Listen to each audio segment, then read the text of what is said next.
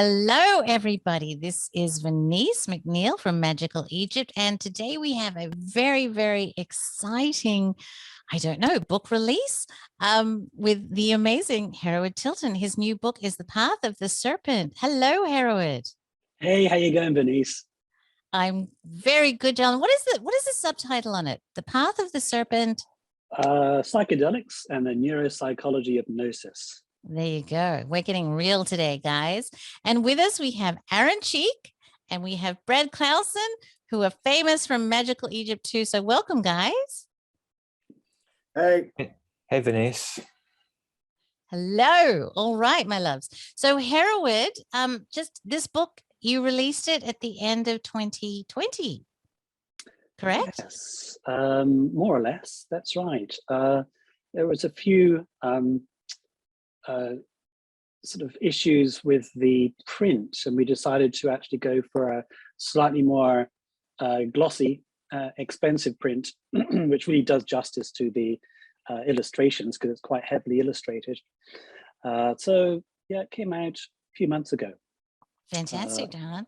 Well, as life has been so crazy, and I apologize for it taking me so long to get to you, but it's been a bumpy year. Very bumpy. And now you're in Japan. I am, yes. Hence the Japanese sliding doors behind me. Fantastic. Very lucky to get out of Australia. Don't tell me about it. Very jealous. Yeah. So, sweetie, why don't you start? Go start up with your presentation and let us know what it's all about. Sure. Well, I guess I should probably start with Glastonbury tour and my personal story. So how I became interested in the subject of esoteric religion. As a youth, I was prone to dreams and visions of a quasi-religious nature. And most significantly, I had this recurring vision of a silhouetted figure. My earliest memory of this figure comes from Uganda, where I spent my infancy. I had a nightmare in which it was sort of looming at my bedroom door. And over the years, it seemed to reappear again during sort of chaotic, stressful periods in my life. So particularly in my childhood and adolescence. And things took a distinctly mystical turn on a trip to Glastonbury tour, which you can see in the picture here, when I dreamt that I saw this silhouetted figure within the tower on the tour. For any of you who've been there, there's a beautiful medieval tower on the top of the tour. This is the Isle of Avalon, essentially. There's no water around it anymore because the fields were drained in the medieval period. But yes, this is the famed Isle of Avalon. In any case, it appeared to be standing within this tower at an altar. But as I drew closer, I realized that there was a mirror behind the altar. So in fact, I was gazing at my own silhouette as I was standing at the arched doorway. The tower has an arched doorway and the sun was streaming from behind me. So this was a sort of very interesting motif, and I decided to study religion. After this dream, but also the main event was a vision I had in my late teens when I learned that this was actually an autonomous being which I could communicate with. That realization came at a particularly dark time in my life. I was drinking a lot of alcohol, and taking a lot of drugs, as one does when one's a teenager. And I saw this silhouette again at my door, at my bedroom door, and it spoke to me. And said a few things, among other things, it said that it loved me, which was very touching. And at that point, I was a Freudian materialist, so I was rather skeptical, and I expressed my skepticism to this apparition, and it answered me in a sort of a visionary way. It answered me by turning towards me. So I had in fact been viewing it from behind. That was its back. That's why it was a a silhouette all those years. And as it turned towards me, I was blinded by this incredible white light. So it's very libidinal, kind of orgasmic experience, and quite terrifying, because I thought I was going mad or dying. And I hadn't been brought up in a religious environment. So, it's quite a sort of surprising turn of events, particularly given the sort of quasi-biblical dimensions of that experience. It's really sparked my interest in the Judeo-Christian mystical tradition, and specifically in the figure of Enoch, Metatron. And Metatron is really the kind of central figure of my two books, Path of the Serpent, volumes 1 and 2.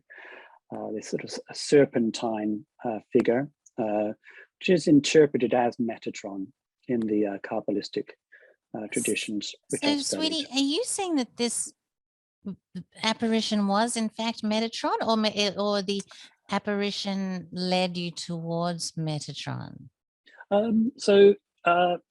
Essentially, I'm saying that this is what led me to an interest in religion and an interest in the study of the phenomenology of mystical experience. So did it identify itself at all? Do you have an idea of who or what it was? It didn't give me a name, but I interpreted it as an angel, a being of light, and I guess I clothed it in this Enoch Metatron tradition because it had sort of phenomenologically sort of characteristics of certain, particularly sort of Old Testament characteristics of the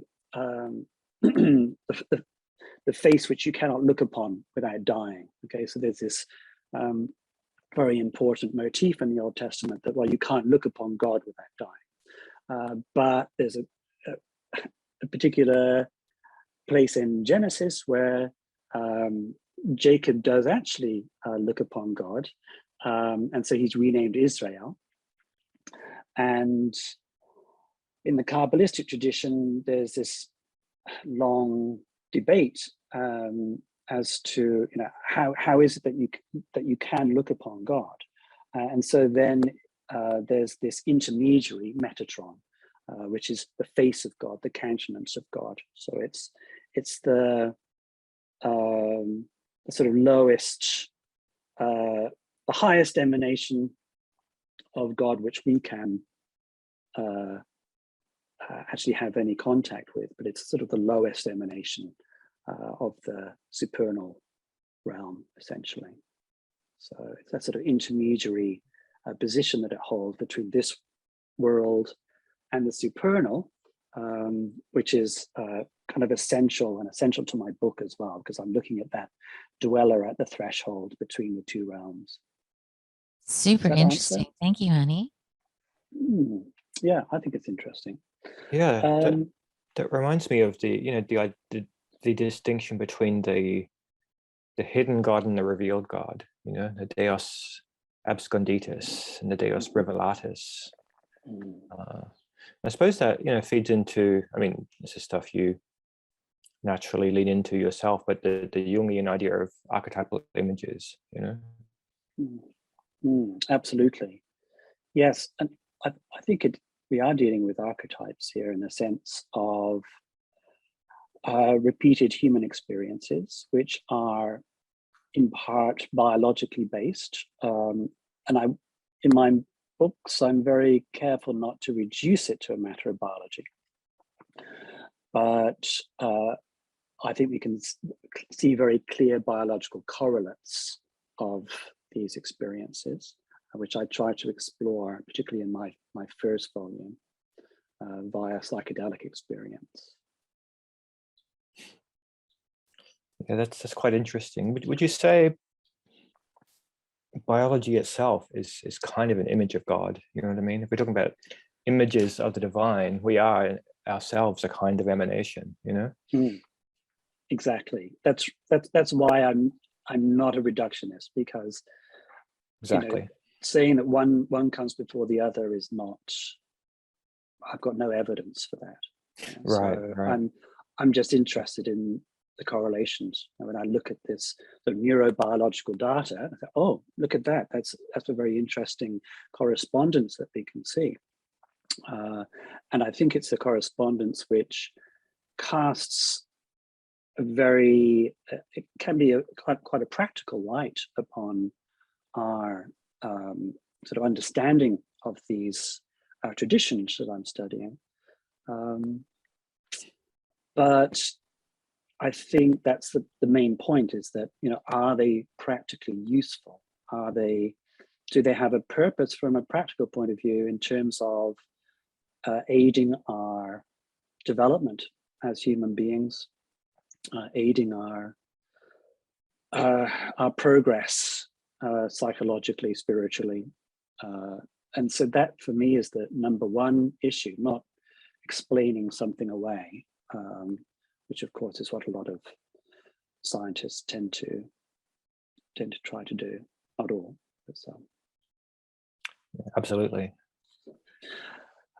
So maybe I'll go on to the psychedelics, because that forms a pretty central part of the first volume of my work. As I said, the first volume is entitled Psychedelics and the Neuropsychology of Gnosis. And this is where I conceptualize my own experiences in terms of the neuropsychology of hypoegoic states.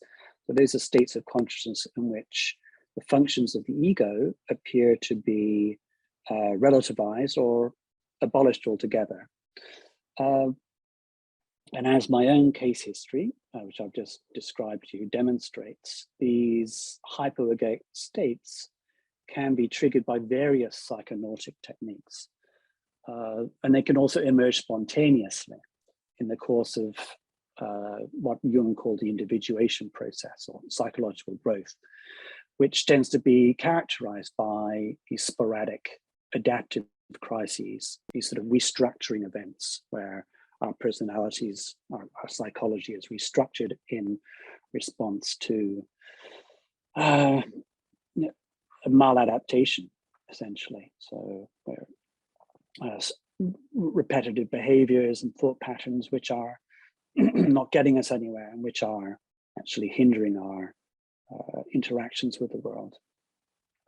So the recent resurgence in the laboratory study of the classical serotonergic psychedelics, above all the serotonin analogs, psilocybin, dimethyltryptamine, LSD, which you can see here on my slide, allow us to interpret these states of consciousness in terms of the near criticality of the human nervous system. So from this perspective, the brain and the wider nervous system are perpetually poised, excuse me, at the verge of these restructuring events that I mentioned. And these events occur when a system is pushed beyond a critical threshold by stresses or by intentional catalysts, such as entheogens or various ecstatic practices. So I'm really interpreting the ecstatic practices and entheogen use in the traditions which I'm looking at in terms of this intentional catalyzing of these critical transitions. So when you push the system, in this case the nervous system, but the whole human system, beyond a certain threshold, and seeing exactly what happens there when this critical threshold is reached, because that entails essentially a breakdown of the neural hierarchy and a disruption of the neural connectivity which underlies those inflexible, maladaptive psychological structures. So any sort of ideas or questions there? I think one very important aspect of this breakdown of the neural hierarchy at these critical transitions is the fact that we are exposed to data, which are usually filtered out by the ego. And that data comes from the outside world. And so there's a lot of data which we simply ignore unconsciously because it's not relevant to our sort of immediate survival needs, or it's not relevant to our interests with regard to status or sex, or all those sort of basic animalic drives that are kind of behind a lot of what we do. So when, go ahead. Yeah, Hereward. Just, I know in your book you go into, you look at some other examples in nature and so forth of critical transitions and those crossings of thresholds.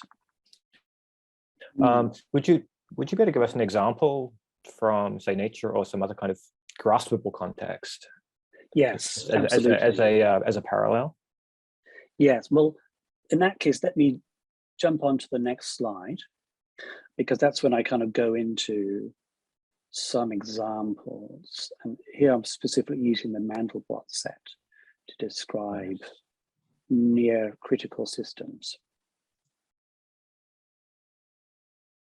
So in near critical systems, these transitional events which I'm talking about conform to a power law. That means that their size is inversely proportional to their frequency. So the fractals of the Mandelbrot set are a visual representation of these power laws. You're probably familiar with this visual representation, a sort of computer representation of this particular mathematical law. So there's self-similar geometrical objects throughout nature in which the structure of the whole sort of recurs more or less exactly in the structure of its parts across many scales. So we can see that in, for example, the Nile. I got some nice pictures of the Nile here. So here's some examples of a fractal structure in nature. And these are indications that we're dealing with a near critical system. So fractals are essentially indicators that the system is poised at the edge of chaos, essentially. So just at the edge of a chaotic point where the order of the system breaks down. So if you look here, you can see that the parts of the whole, the parts that mirror the whole, essentially. So, Sweetie, that's what you mean by a critical system, something that is on the edge of chaos. Is that just for me? Because I'm not. It's a really... near critical system. Yeah. Okay. So it's a system which resides very close to this point of transition, and you can see that that nature around us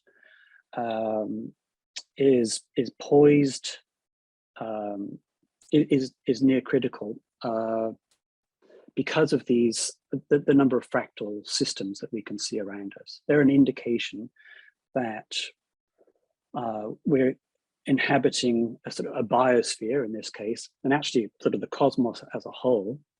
And I go into a little bit of physical cosmology.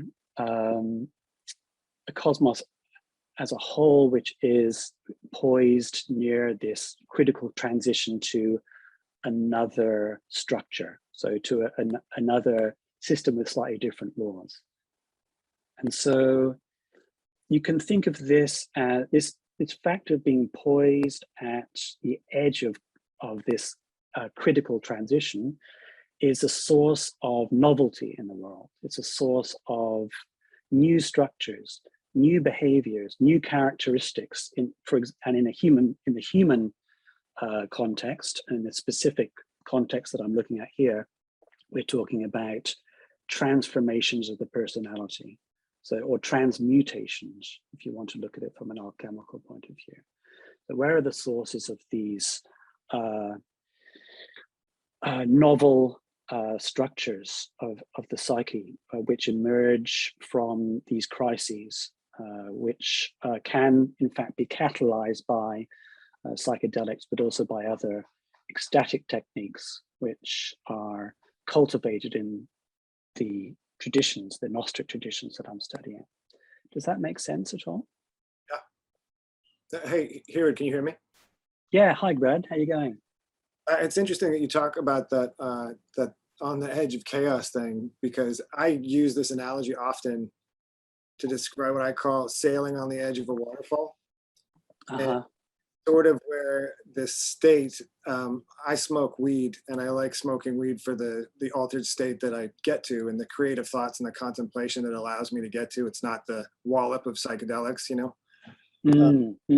But I always, to try and describe, I like to get to the point where I'm in a state where I'm sailing on the edge of the waterfall. I'm about to go over the edge, but I'm maintain that not losing my shit and free falling over the edge of the waterfall. But those are where I find myself the most creative. And I think of it I think of it in the same way too, when you think of like flow states, or when you're like, I think about if I'm snowboarding, the moment where I have the most breakthroughs, I think this is true with any individual, any skill or anything that you're doing, is when you are kind of teetering on the points of places that you haven't been yet, where you haven't pushed yourself to, and you have to adapt, and then you change and you become you make breakthroughs through that state of, you're like, oh, normally I would have fallen in that state, but I somehow made some transition where, because of the speed I was traveling at, it pushed me to a point that I'd never been before, but you managed to get through it, and then you learn from it in advance. So it is an interesting analogy that you can, on those edges of those chaos, it's that, you know, madman or genius, that you know, it's that, like, sounds like the same sort of principle of that. To me, absolutely, creativity is in that midpoint between chaos and order, or whatever, you know. Totally, yeah. That's really interesting analogy. Yes, so sailing at the edge of the waterfall, because when it comes to creativity, this sort of near critical situation is optimal in terms of creative association. So creative associations are sort of multiply the closer we come to the critical threshold. That's because the system as a whole becomes more and more interconnected as the neural hierarchy breaks down. So as the neural hierarchy, which has, I guess, the ego somewhere near the top, but there's sort of egoic self, which is filtering all the data in a sort of very narrow fashion, and filtering out things which aren't relevant to its needs, or societal needs, which are very, very closely linked to the ego, and which is actually missing out on a whole lot of connections which are, you know, profound and extremely important for our development. And we're just not seeing those things. But as we push the system towards the critical threshold, and certainly, yeah, weed is a great way to do that as well, then you're finding that this information which was previously repressed is bubbling up to the surface, and the interconnections in the brain are growing. Yeah, I mean, there's a danger there that you go over the waterfall. You can go over, exactly. That's right. And past the edge of the waterfall, I go sailing right off, and I go, oh, there goes the edge. I was like, I should have stopped. Yeah, I like to think of this in terms of tension and tensility. If you have a string, you know, it can go from slack to stretched and taut. And when you get a stretched string, then from that you get a tone, right? And in tone you get music and harmony, which are you know, like fractals, they're mathematical reiterations of the fundamental tonos. But there's a danger falling into absolute slackness or being so taut that it snaps, right? So, yeah, exactly. I think that idea of balance is so fundamental. And when I was looking at this neurobiological data, which was being produced by these recent experiments with the psychedelics, and I was constantly reminded of the Tao and this idea of a balance in nature. That there's this this fine balance between tension and slackness, or rigidity and flexibility, and it's how we sort of tread that path between the two extremes, which is the key to a healthy life and a happy life, I think, certainly a satisfying one. So I mean, there's this in the case of the brain, there's a degree of structural rigidity which is sort of necessary for coherent functioning and for identity. But on the other hand, we need flexibility to adapt to an ever-changing environment, essentially. So that's why we need to have the ability to develop qualitatively new properties and structures, behaviors. So it's really, you can look upon this as an adaptive mechanism when it comes to the near criticality of the brain, which is sort of very narrow perspective, which neurobiologists tend to take. But I tend to look at it more because of the ubiquity of near criticality, and because the universe itself, and this is the message of the Higgs boson and the discovery of the Higgs boson, is that the universe itself is extremely finely tuned, is how it's put in sort of physicist parlance. This is an indication to me that we're dealing with a universal principle, not simply an adaptive mechanism which human beings or animals have evolved over time. It's actually something which underlies evolution, something which is kind of fundamental to not just evolution, but to physics, to this balance just pervades the universe, essentially. So yeah, that's my perspective.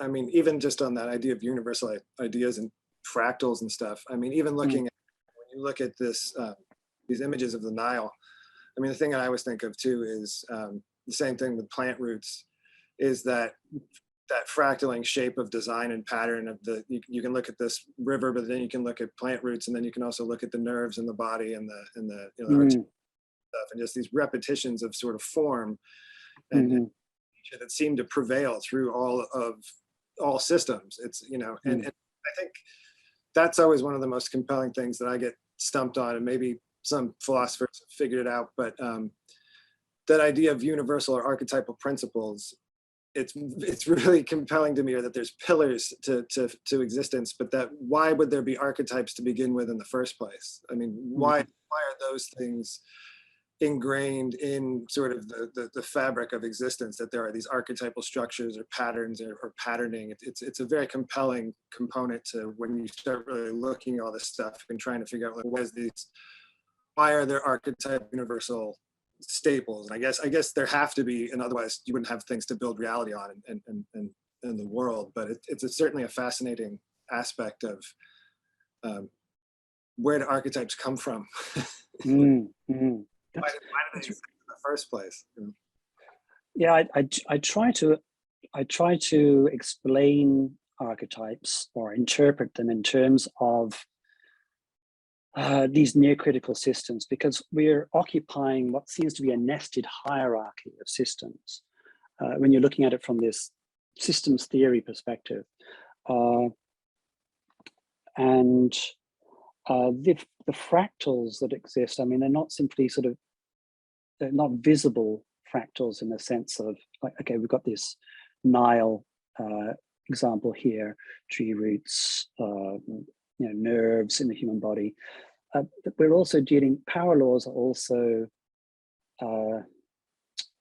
detectable in, so for example, earthquakes. It's a very well-known example of power laws, where it's kind of fractals over time. So fractals of events over time, where you have the magnitude of the event, in this case an earthquake, is inversely proportional to the number of times which it happens. So you have a lot of small earthquakes and just a few very large ones, and a sliding scale in between. And it's a perfect sort of a straight line on a log table. So this is the kind of indication of a system which is delicately balanced in this way. And if we look at society, it was Mandelbrot, Benoit Mandelbrot, who's a physicist, who discovered that economic data, the vicissitudes of the stock market are actually following power laws as well. So they're kind of fractal as well in this regard. If you look at wars, another example, if you're looking at the society as a whole being poised near the edge of chaos, wars also follow power laws. A few very large ones, and lots of smaller ones, and a sliding scale in between. And these are indications that we are inhabiting a system. We're a system within a system, and this system, like us, is poised very precariously up this edge of this waterfall. And then, of course, the universe itself, the biosphere itself appears to be, and the cosmos as a whole. So I think archetypes can be interpreted in terms of these critical transitions which are occurring in all of these sort of nested hierarchy of systems. There are these structural analogues, or I should say homologues, because they're really sort of coming from the same source ultimately, which we can identify. That's really interesting. Because you get the sense that there's these invisible structures or laws, which have mathematical qualities, but they have visible or material expressions, not unlike the hidden and the revealed face of God, right? And indeed, very good point. But it's funny because when we think of even like theoretical physics and so forth, it's so much of that science hinges on mathematics. And when you kind of go with the Pythagoreans, that everything is number, and then realize that number is actually an invisible, immaterial structuring principle.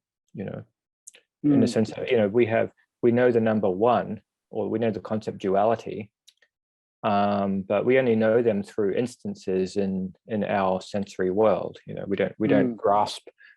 We only grasp the pure number in a kind of through consciousness in a pure sense, rather than through the senses. And so there has this structuring quality to reality, which, like you say, it underpins the same structures or laws flow through different structures of the cosmos. Yes, it's interesting that there are still mathematicians who are sort of Pythagorean / Platonic in orientation. So that's by no means a settled settled question, settled problem as far as mathematicians are concerned, or the physicists for that matter. I think is I think is really compelling too is this idea of mathematics sort of underlying sort of like I said, sort of these pillars of the fabric of reality. And you have people like Mandelbrot, who, and I'm sure we'll get to this when we start talking about like tapping into Gnosis, but that Mandelbrot tapped into these universal truths of fractal geometry and those things, even though he himself, I think, admitted that, you know, the Egyptians and the Greeks already knew this stuff, but at least Mandelbrot kind of allowed us in modern times to understand this, and he gave a name to it, and he gave this visual to it, which is the really compelling thing, which is if you have this underlying structure of mathematics behind everything, is that for some strange reason that mathematics makes this beautiful, mesmerizing, undulating pattern that is this beautiful work of art that to me is one of the only times whenever you see those iterations of those Mandelbrot sets and they're going through them and they're, you know, spiraling out and kaleidoscoping out. That's the closest thing I've seen to when you have psychedelic experiences in your mind and you close your eye, see this sort of never-ending kaleidoscope undulating thing. When I see those iterations of fractals or of Mandelbrot sets, that I'm always like, that's probably, if I could tell someone who's never taken a psychedelic, like you might see something in your mind's eye that's like those iterations of those fractals.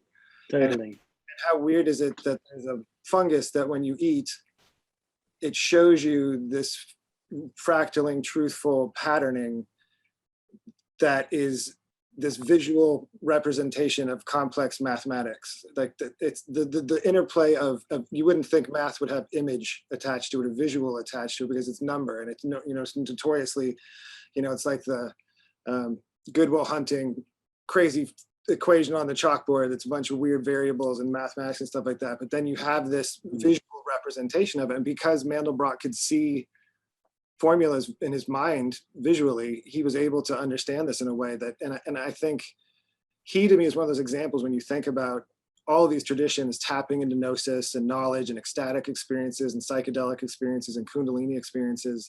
There's that recurring theme of Gnosis, of being face to face with wisdom and truth. And I think Mandelbrot's one of those people who was able to tap into those wells of universal truth and bring it back and be like, look, I can explain this and I can show it to you. And then he's able to show like, you can tap into these states of knowing, and in those states of knowing are these amazing examples of how things work. And it's kind of I used to think the mysteries was a dumb name for the mystery traditions. Like, it sounds like the super duper secret school, like the mysteries. But over time, I realized like that it makes so much sense, because those traditions are trying to answer the mysteries of those big philosophical questions of who are we, what are we doing here? And so when you are able to access those states, it's compelling that it's that wedge of mathematics and visual and art. You know, it's mind blowing at times. Yeah, just on that point. Oh, go ahead, Aaron. Sorry. Oh, I was just going to say that this, because we tend to want to dualize, you know, this sort of eternal, invisible, archetypal level and the more visual, tangible, experiential. And you know, one thing with this geometrized, very visual form of expression that you get with fractals is that they're interwoven. You know what I mean? There's less separation between the abstract and the concrete. You know, they're both like, you see them both unfolding together. And I think that's, you know, I think it's quite magical when you realize that they're not actually separate. Yeah, I was going to add to what Brad said. There's this remarkable experience that I've had before with psychedelics, where with optogeometria, these sort of geometric forms, which we're all, you know, aware of. That when one, you know, I've tried to specify exactly what they are. I've tried to study them and depict them or memorize them. But when I find when I look at the edges of these beautiful geometric sort of mosaics, that the edges themselves have more geometric mosaic forms at this sort of much sort of smaller level, and so it's impossible to actually, finally grasp them, because ultimately they're just going on forever. And I think for me, it's that sensation of looking into eternity and into the infinite variety of creation, which is, it's very powerful, but it's also, shows us that we're a microcosm, and we become aware that we're a microcosm of the universe through psychedelics. What we can do. Yeah, it's crazy too when you think about it, though, that there is a organic thing that grows in cow shit, and when you eat it, it shows you this complex geometry, and sometimes it like, kind of like Aaron's point, this kind of both and this combination of things, like it's very fluid and very, things have kind of a liquidness to them, but then there's this constant recurring anecdotal story from people who have across the world have taken psychedelics, is that geometric patterning, and like it's so compelling. I use that word often, but like that you can eat a thing and it shows you geometry, and not as it show you geometry, it shows you your thoughts. It's such a fascinating subject that it's amazing that people try and not, and sort of brushed under the rug, or or it becomes this sort of I think even in amongst people in these communities that would be considered spiritual communities still have this kind of puritanical idea that these are drugs and they're bad for you, and it's against the law, and you don't need those things, you don't need to take those things to have these experiences and stuff. You certainly don't, but throughout time human beings have been using the shamans, and these mystical traditions have been taking something that is affecting their biology and their physiology, and allows them this interconnected aspects of their brain to contemplate whole or bigger pictures. And I mean, and it's amazing that that's not the topic of conversation in society all the time. Oh, totally. Yeah, that's right. In a healthy society, it would be. I think there's, it is quite remarkable that there's this universal access via these plant and fungal substances, and I think the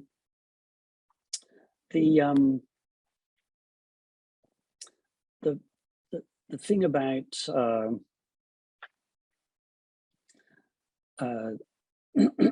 the danger which you mentioned is that all of these ecstatic techniques, not just entheogen use, have their dangers.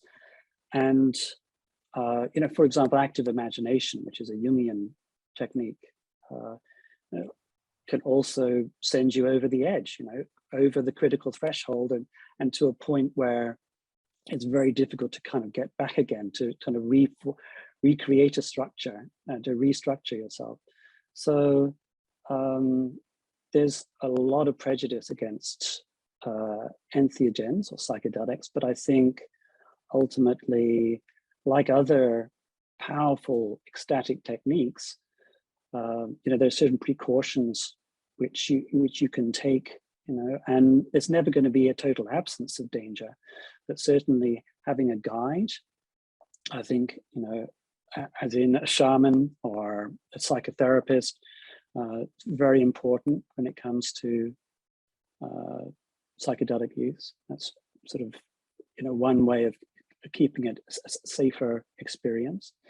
But it's part of that danger that is that edge of that chaos, that where you press through, and I think that's probably why you have those traditions of native traditions where you have the 13-year-old, the rite of passage for the young man they give him a bunch of peyote and send him out into the desert vibes for 3 days, and then most certainly by yourself going to encounter potential real life hazards of a snake or some sort of predator, or hurting yourself in the course of being on a psychedelic and breaking a limb or something like that, or just survival for 3 days. So I think there is this respect and necessity that you have to have, but therein lies that those transitional places where you are sort of face to face with that edge of the dangerous, and then you to it or overcome it and step over it, and then you've now are a different sort of variation of what you were. You're a more evolved version of yourself. So I think there is, and probably why you have in those like mystery initiations some sort of trials and tribulations where you have to overcome something, and you know, and it seems dark and, you know, and dim, but then you surmount it and move on past it. You know, that sort of ritual understanding of that, those motifs and stuff like that. But I forgot my point. Yeah, no, I think there has to be genuine danger, danger in that right. regard. You know, I think that's kind of essential, really. You know, when it comes to transmutation of this order, that there has to be a genuine confrontation with you know, dark forces that are inimical to human, to your existence, essentially. So don't want to wrap people up in cotton wool too much, but of course, you know, that's what we do tend to do these days. Yeah, there is that sense that, you know, that immense creative power is bound to destructive power. You know, creation and destruction are two sides of the same coin. So you really can't have one without the other. So the greater the danger, the greater the creativity and intensity. You know. That's trying to get to the edge of that waterfall. That's where I was trying to get for those creative moments where I know when I'm in those spots, I'm like, oh, this is a sweet spot to be in, and creativity does seem to flow better there. But it is a, you know, then you go too far and now you're no longer creative anymore. You're just paranoid on the couch. Sid Barrett. Yeah. Exactly, something like that. Yeah, you've fried too much your connections, and yeah, it's exactly. Well, I suppose I should probably move on with kind of the kind of main point of my book, which is the serpent symbolism and the history of this serpent symbolism. Because in my first volume, I'm kind of going into these questions that we've been discussing, you know, with regard to neuropsychology and psychedelics. But essentially, I'm looking. My book's called The Path of the Serpent because I'm looking at these particular symbols that we find in the Eastern traditions, the Tantric traditions, as well as the Western ones, so the Gnostic traditions. And I'm, you know, specifically interested in Carl Gustav Jung. I'm interested in the Rosicrucian traditions. I'm interested in other Christian Kabbalistic traditions, Jewish Kabbalah, ancient Gnosticism, which ultimately, you know, gives birth to the Kabbalah, and actually going back further to Egypt, okay, which is kind of where the magical Egypt connection comes in ultimately. I'll just show you the next slide. I'm really interested in this cosmic axis imagery in these traditions. And I'm basically interpreting this class of serpentine axis symbolism in terms of near critical neural dynamics. So I'm basically arguing it's an expression of near criticality and this ubiquitous process of creation from chaos, creatio ex caho, which we've been talking about. So, of course, it's also to be found in the shamanic cultures. The serpent of the cosmic axis, very important there. Indo-Tibetan Tantra. And yeah, these Gnostic traditions, which are really my forte when it comes to my study. I'm sort of a historian of the esoteric traditions, Gnostic traditions in the West. And in the West, you find this principal expression of this cosmic axis symbolism is figure of the Christian cross entwined by a serpent, which is assimilated with the Sephirotic, the tree of life, the Ilan, the Sephirotic tree of life, which you're probably aware of. We find it assimilated with the Christian cross from a very early stage in the development of the Kabbalah itself. So pre-Christian Kabbalah, we find it in Abulafia, which I might go into a bit later if we have time. And I'm looking at this symbolism. I'm looking at the central situation of the serpent. So essentially this serpentine figure is at the center of the cosmos because it's this nexus of destruction and creative renewal. And that's reflecting our proximity to chaos, which enables life, enables a creation, enables adaptation, and enables everything, the diversity of life. So that's why this chaos serpent, it's actually derived from the ancient chaos serpent mythology of the ancient Near East. At least, one lineage is derived from there. That's why this chaos serpent is the serpent of the cosmic axis, why there's this central axis, which is the locus of the cosmogony, so the locus of the creation of the universe. It's a sacred site where the cosmos always comes into being. It's eternally coming into being there, at that central point.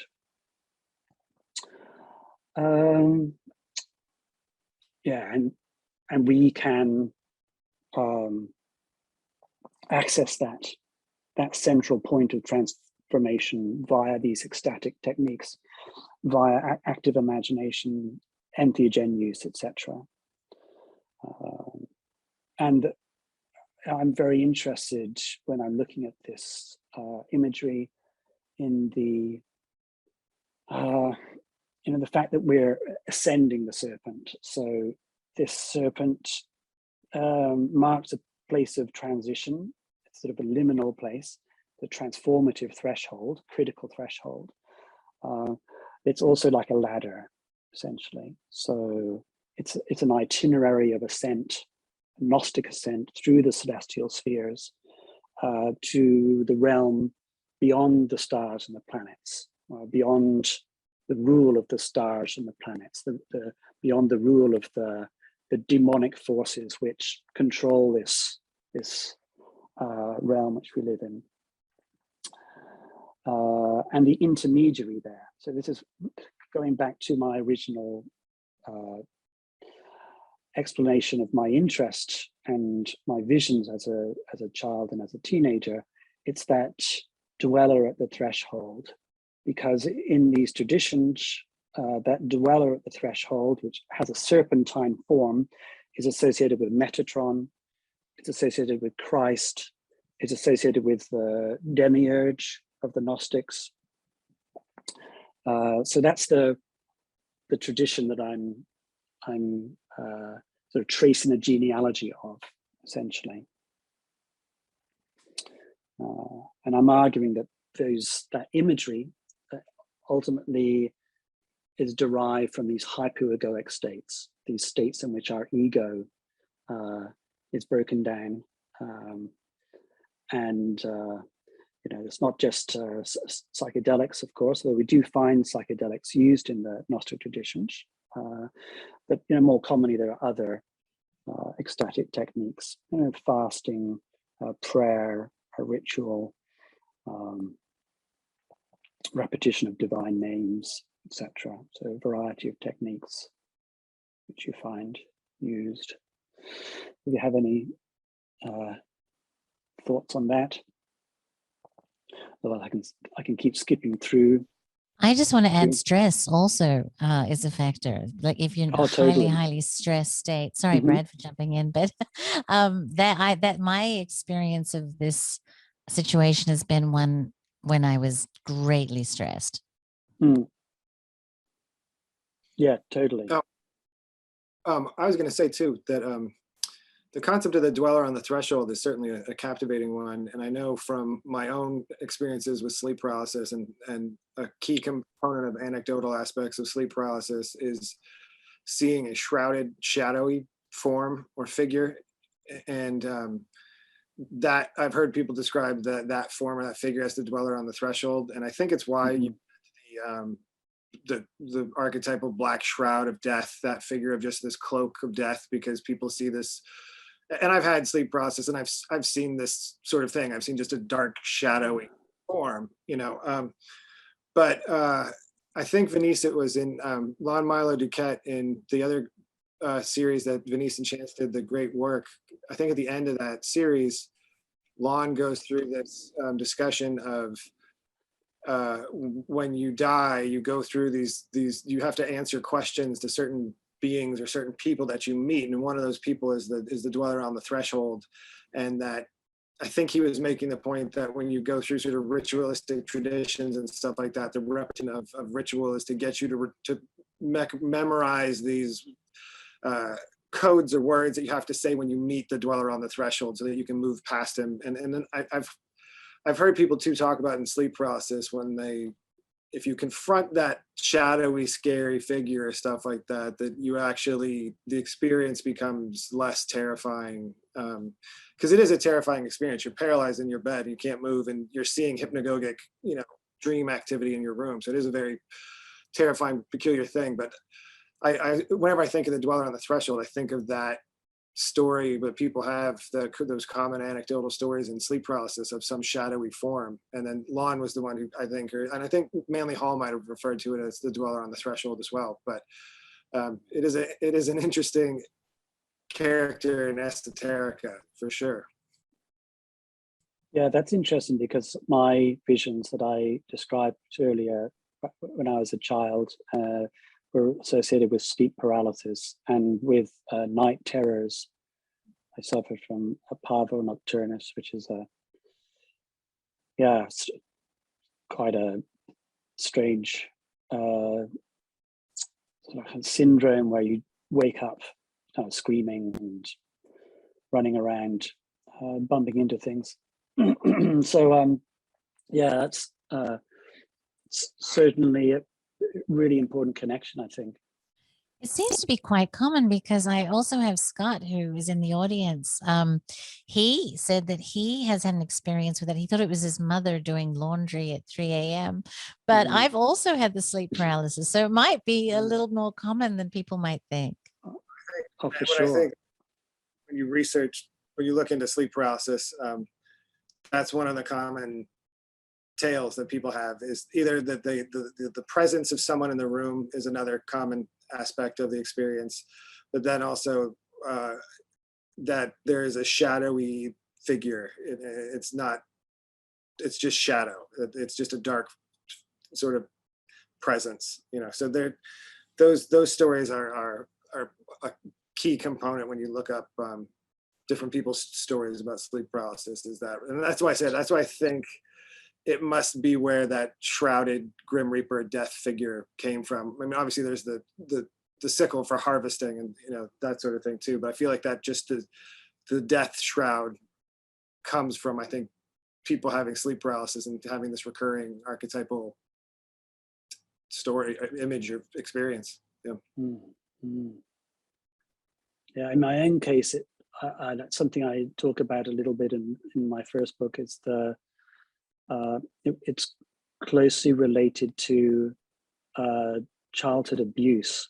So in this case, it was kind of like physical abuse, but or suspected abuse. So it's very difficult, obviously, as an adult, trying to distinguish between a memory and, you know, a fantasy, which is really what led Freud to decide that, you know, his patients hadn't in fact been abused, that it was just a complex. And like, as I write in my own book, the jury's still out as far as I'm concerned, you know, with regard to abuse, you know, but was that figure an abuser, or is it some archetypal figure, or is it both? very difficult to say. But yeah, certainly very sinister, frightening form. Yeah, and I think that's the other aspect of those stories, is that it's an unpleasant presence. It's not friendly. It's a sinister good word to describe it. Yeah. Totally. That's right. Okay, I'll keep skipping through if no one's got more things to add there. Looking at the neuropsychology of these critical transitions, which are, as we said, can be brought on by stress, by extreme stress over a long period, just like an earthquake's brought on by stress. It's build up of stress and then bang, there's this threshold that's crossed and a restructuring event occurs. And in the human being, with regard to our neurology, there's a fragmentation of the personality into autonomous subsystems, which are linked to sort of powerful emotions and memories tied up with those emotions, perhaps abuse memories, as I mentioned. Also, these autonomous subsystems of the personality are linked to these anomalous somatovisceral sensations. So what I mean by that is sensations from the bodily organs and the peripheral nervous system, sensations which are usually subliminal. They're sort of under the threshold. But when the neural hierarchy collapses and we get all this data coming in, it's not just data from the outside world, which is has previously been filtered, but we are now seeing for the first time. It's also data from within the human body. That's a really important concept of interoception, which I kind of tried to develop in my first book, which is this perception of the inner body, essentially, perception of these impulses from inside ourselves, which are usually subliminal. And I'm arguing that historically, these ascending signals from the peripheral nervous system, from the limbic system as well, which is sort of where you have these sort of very deep fears and phylogenetically determined content, sort of triggering fight and flight responses, for example, that these ascending signals are interpreted historically in terms of melothesia. So melothesia is that relationship of the particular parts of the body to the celestial spheres and to their associated angels or their gods in the pagan context. So as the higher neural networks lose their control over the lower networks, and we have this sort of ascent of these signals from the wider nervous system. So these visionary symbols, including the serpent symbolism, which I'm really interested in here, emerge as interoceptive phenomena. So interoceptive meaning sort of inner perception, essentially, a perception of internal bodily states that are normally subliminal. And it's the quasi-tantric practices of the Gnostic traditions, which are sort of cultivating this state of lucidity, this interoceptive awareness or meta-awareness of the ego. So we're kind of standing outside of the ego suddenly because it's sort of relativized, and we're granted these insights into previously unconscious complexes, somatically encoded trauma, which were still are interpreted in terms of these demonic forces which are controlling our minds subliminally. And I think here's, I won't rabbit on too long, but here I think this is kind of one of the central. This is the most important thing for me. I think when it comes to the cultivation of these lucid states of consciousness, which is allowed, these Gnostic traditions allow us, is that we're able to surmount these unconscious influences on our thoughts and on our actions. So when you look at the world around us, you know, the world of fake news and I mean, just the madness that we see now and how people are controlled is so easily manipulated. I think this really is the path beyond that. And I'm not talking about the left or the right. You know, I think it's both sides are to blame in that regard. I just think that there's a path beyond the manipulation via these Gnostic traditions and via the cultivation of these techniques which allow us to become aware of these weaknesses that we have, you know, these demonic forces inside us, which are kind of, that's how I can control the way you think, is via this particular urge that you have, this particular want, this particular complex, this particular inferiority. So, sweetie, I had a discussion with a friend just this weekend, and he was talking about he's involved in a practice where he puts his feet in salt water and then he cleanses. And the way that he described the focus of attention matches very, very much this diagram, that he cleanses each of these out to essentially remove the demon so that he can invite the gods into these areas. Is that the kind of practice that you're talking about? And my second question is, can you give me a very down-to-earth, tangible example of an awareness that you would feel in one of these particular loci so that it's very 101 for people like me?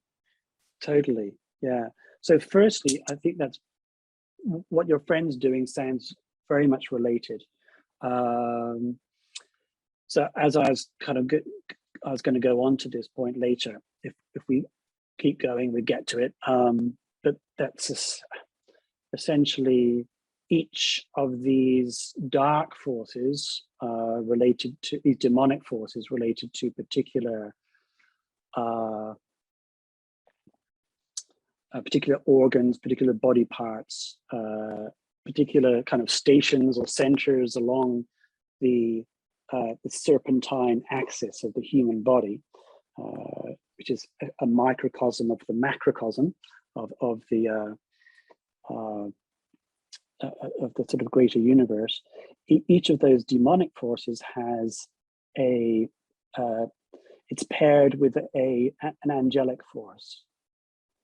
And so, yeah, absolutely, you'll find in the Rosicrucian tradition that it's actually related.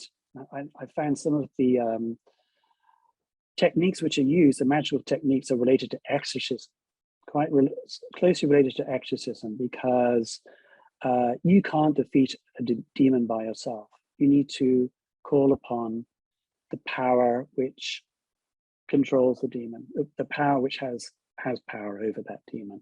And that in the Christian tradition is these angelic powers. And so, you know, each planet, each zodiac constellation has its own demonic forces, but also its corresponding angelic powers, which you summon in order to put the demons in their place. And ultimately, so a demon could be just lust, for example, like lust is a demon. Yes or no?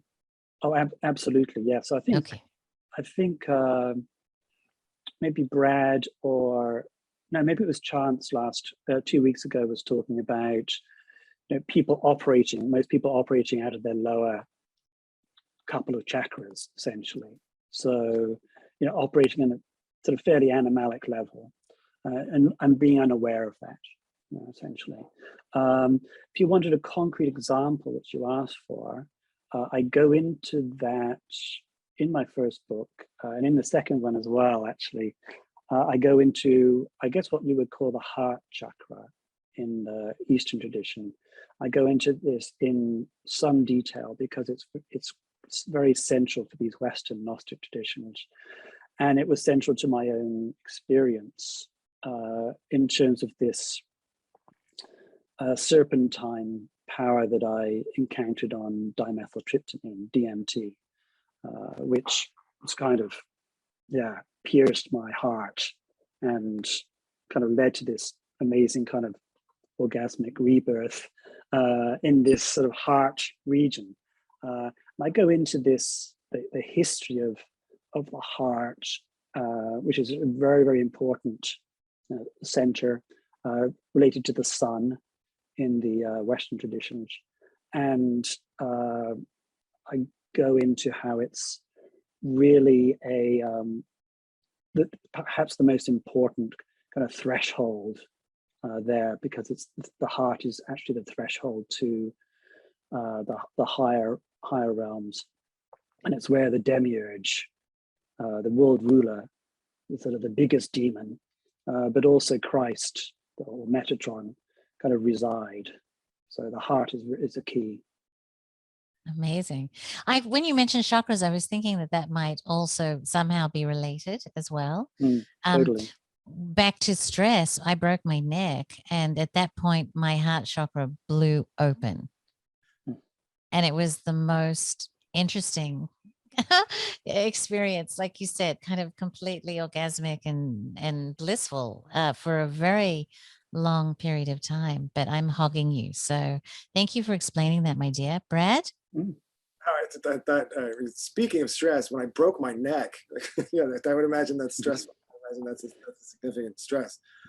But I was just going to say that idea of animalistic, influences, and that it seems to me from everything that I've found that I'm just trying to collect recurring themes across esoteric schools and thoughts is this idea of and in philosophical schools too, is it comes back all the time, is you have to have overcome that animalistic base, animalistic lower nature. And it's why Pan has lower half as an animal and it's a goat. And it's why, Freemasons have that apron over their genitals, the sheepskin apron over the genitals, and that sort of thing. And so that internal demon could be, like for me, it's that I deal with these demons all the time, and they say, you should have another chocolate chip cookie. You should keep pizza. Like it's those things, but on varying degrees of level. It could be, your Dick Cheney and his people, and their greed for power is so strong that they're willing to start wars. It's not something as simple as it's not so much those external influences that are trying to steer you left and right. It's the internal influences of yourself that are are you too proud? Do you have too much? Do you have too much greed? Do you have too much? All those 7 deadly sins. And the other recurring motif that comes up all the time, and you brought it up earlier, is this idea of balance. Like I every time I digged into if it's a religion or an esoteric school, that inevitably comes back to they're seeking balance and they're seeking truth, and it's in achieving balance that you find truth. And even when you look at when people talk about Freemasons being these big bad boogeyman that are all satanic worshippers, if you get Morals and Dogma by Albert Pike, which each chapter is based off of the degree of Freemasonry, and you can just skip to the back of the book and go right to the 32nd degree. And in that, Pike says that the ultimate revelation of all this Freemasonic, the treasure to which you, the royal prince, are awarded is equilibrium.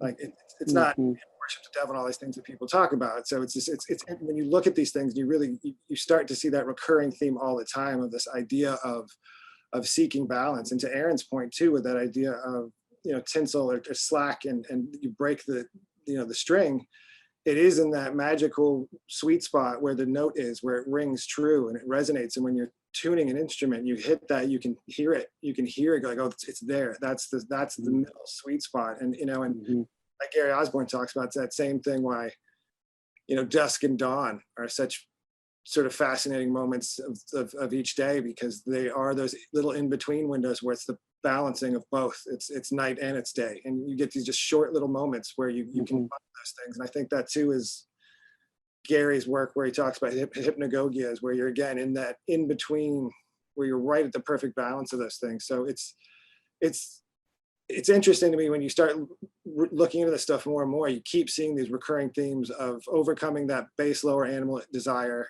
and find balance.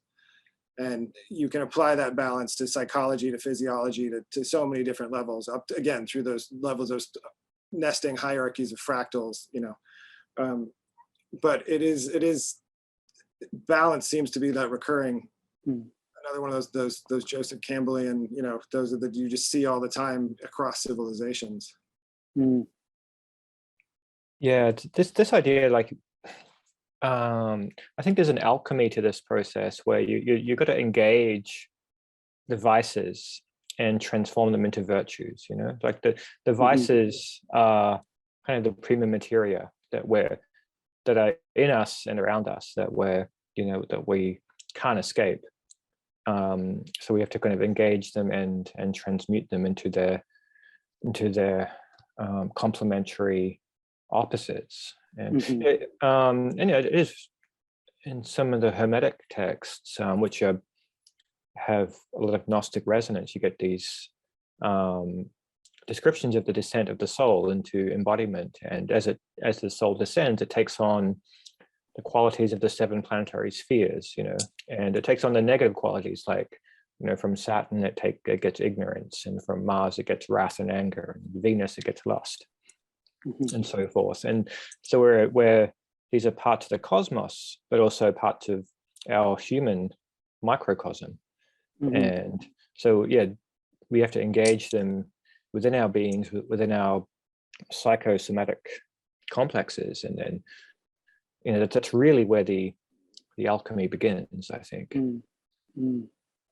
Yeah, and I think this idea of balance and the idea of these opposites being complementary and actually being integrally united with one another is very clear in the Gnostic traditions when you look at the serpent symbolism there. Excuse me, because you find, you know, sometimes there's an infernal serpent and a heavenly serpent, so there's 2, but sometimes we find there's actually one serpent with 2 aspects. And so, for example, in the Kabbalah, we find that the Telai serpent, which is associated with Metatron, and it has 2 aspects to it, a dark aspect and a light aspect.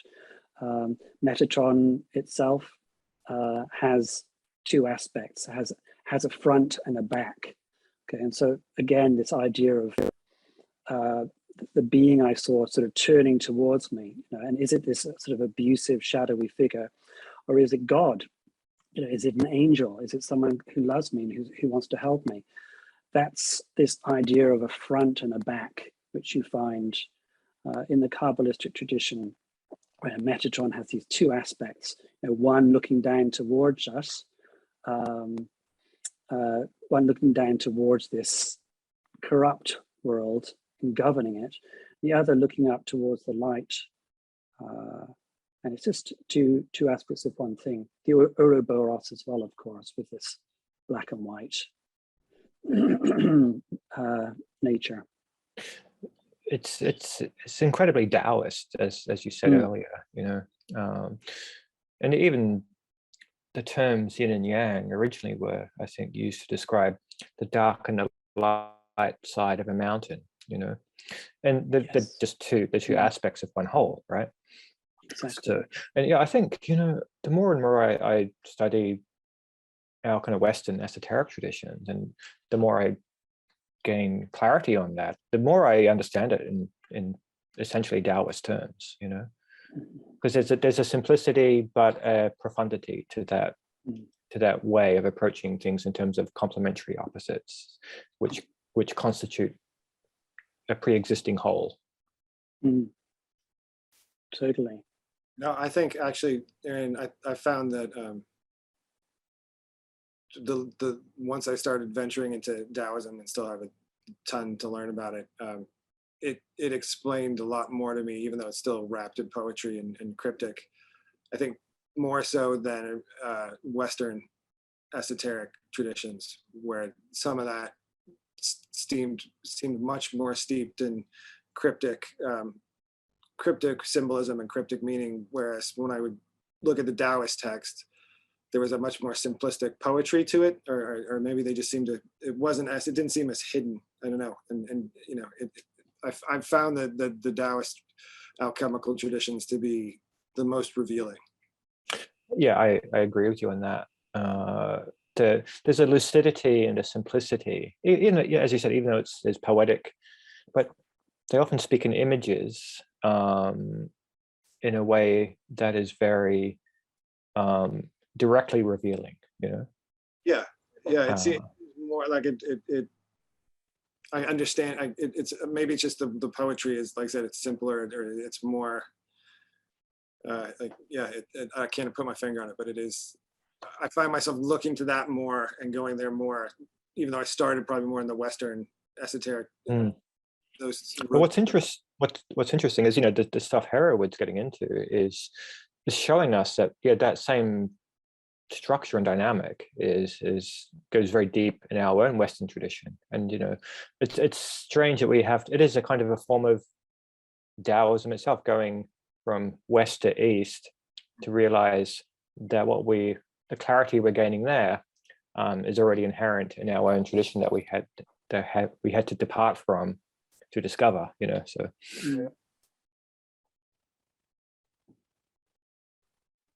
yes. I don't know how you guys want to proceed. I don't know how much time you have. I got kind of like hundreds of these slides here. I could just quickly dash through some of them. Just go over the kind of we keep going, and we'll jump in and derail you, I'm sure. Yeah, just derail me whenever you wish. This one's quite interesting, actually. It's from a work by Emil Steiner, who's an Austrian magician. I'm currently doing a bit of work for, and an Austrian magus, I should say, really. It's actually quite reminiscent of Frater Achad's work. You might be aware of Frater Achad's Anatomy of God. There's a similar representation of a fractal representation of the Sephirot, the Ilan, the Kabbalistic tree of life. Absolutely beautiful.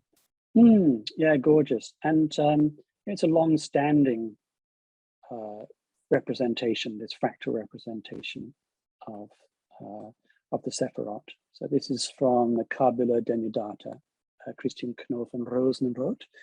It's the 17th century.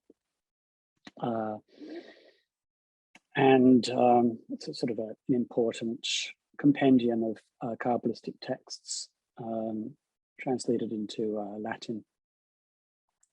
But here you can see again this fractal patterning. So each Sephirah has the whole Ilan, the whole tree within it. And so I just thought that was an interesting expression of this near criticality, this idea of this sort of infinite variety that's being generated by this cosmogonic force operating at all levels of the micro and macrocosm. Hereward, can I ask you a question about the near criticality, right? Are we kind of in a stable stasis, and then we approach a near criticality, and then we transform in a cymatic manner? So before we get to near criticality, are we kind of in a less chaotic, robotic, stable state? Yeah, that's a really good question, because, you know, as far as psychology is concerned, there's two kind of schools of thought here. One is, I'm not a mathematician, but as I understand it, you have, when you're looking at the statistical data, you have something called an attractor. And the attractor is a state to which the system is attracted. essentially. And some people are looking at individuation, so the development of the human psyche over time, in terms of the stable states being, the attractors being our sort of egoic personalities in between crises. But if you look at it from the perspective of Per Bach and self-organized criticality, the idea there is that these systems are actually, the attractor is actually that chaotic critical point. So you're actually the state to which you're always being drawn is that critical transition. And these states, these egoic states which we inhabit from day to day, which appear to be stable, are in fact only metastable. Okay, so they're only metastable in the sense that they will inevitably be replaced by a more stable state via this attractor, which is this transitional point. So we always come back to that point, and that's why it's kind of at the center of everything. Does that answer your Fascinating, question? sweetie. Sorry, fascinating. I pressed the wrong button. That's very interesting indeed. So the chaos is attracting us. Yes, from that perspective, yes. So you're actually, the attractor in the system is that chaotic point of transition. And then these other states, these sort of ego states are actually sort of metastable states. They're not, they're only transient. Thank you, sweetie. That's great. It's one perspective in a way. Here's a really interesting guy I'm looking at in the second volume. This is Jan Baptista van Helmont, who was an alchemist and Kabbalist, who did a really interesting experiment with a herb called wolfsbane, also called monk's hood or aconitum, extremely dangerous psychedelic. And I'm interested in his work because, you know, while he experiments with this highly toxic monk's hood, and he discovers, as he sees it, the seat of his immortal soul, which is in his own heart.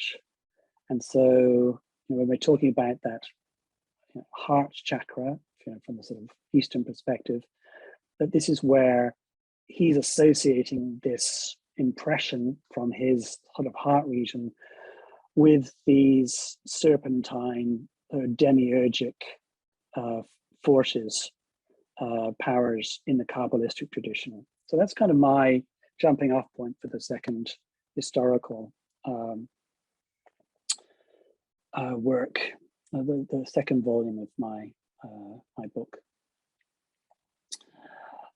Interestingly enough, actually, aconitum is also used by the tantric shamans of Nepal.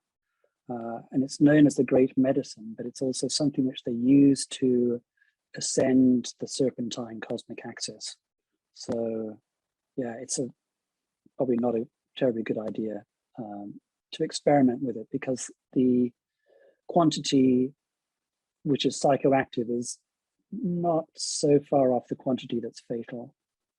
So they're much safer things to experiment with. Oh yes, and I go into the development of the idea of the solar center at the heart in the 18th and 19th centuries. So this is Friedrich von Halfa, the CRS of Provorst. He's a very famous visionary of the 19th century. I'm doing sort of a bit of medical history here, but essentially she also was drew these remarkable diagrams concerning the sort of mandala-like diagrams of the cosmos, which are related to her own body and with the heart at the center, essentially. I also look at the Red Book of Carl Gustav Jung. Here you can see the serpent of the cosmic axis on the left there, the crowned serpent of the cosmic axis, and here it's the path of the equinoctial point along the ecliptic. So it's a reference to the precession of the equinoxes, okay, which is what leads one age of Pisces, for example, to move into another, the age of Aquarius. And I go into the history of that as well, and its relationship to these serpentine forms, which I'm studying. So tracing it back, go ahead. Sorry, yeah, I just noticed in that image from the Red Book, there's red coral in the sea. Yeah, there is. And it reminds me of, Alchemical. it reminds me of that Mikhail Maya image.